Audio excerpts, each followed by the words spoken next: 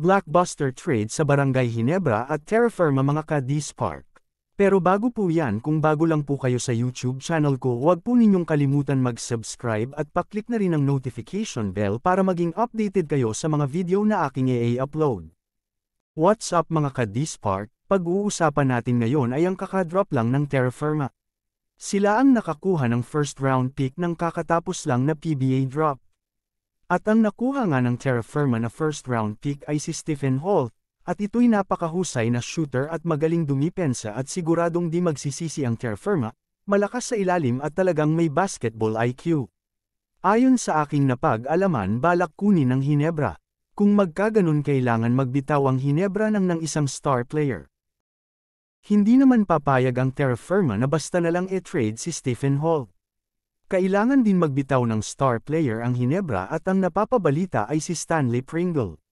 Una na edad na rin si Stanley Pringle, sa ngayon ay 36 na siya, mga ilang taon na lang tatagal niya sa PBA, samantalang si Stephen Holt ay 31 years old pa lang at talagang kalakasan pa niya sa paglalaro ng basketball. Marami pang maaaambag sa team ng Ginebra kung sakaling matutuloy ang trade sa Ginebra. Ayon pa nga kay Stephen Holt ay marami ang gustong kumuha sa kanya ng mga taga-ibang bansa, kaya lang mas pinili niyang magpa-drop sa PBA. At talagang gustong-gusto niyang maglaro sa PBA. At kung sakaling aprobehan ito ni Commissioner Marshall, sigurado akong maraming matutuwa sa mga fans ng Ginebra. Pipilitin itong makuha ng Ginebra dahil gusto nga ng management ng Ginebra ay mapag-Grand Slam ito ni Coach Tim Cone bago man lang mag-resign bilang coach ng PBA. Di naman lingid sa atin na matanda na si Coach Tim Cone at di na rin magtatagal bilang coach sa PBA. Kayo mga ka-D-Spark, ano sa palagay nyo? Babagay kaya si Stephen Holt sa Ginebra?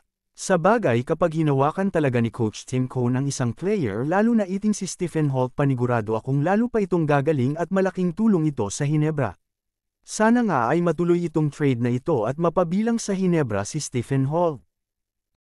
Hanggang dito na lang muna mga ka-D-Spark, at huwag naman po ninyong kalimutan mag-subscribe at pakiclick na rin po ng notification bell para mapanood nyo ang lahat na aking i-upload ng mga video. Marami pong salamat sa inyong panunood. Ingat po tayong lahat sa lahat ng ating mga ginagawa.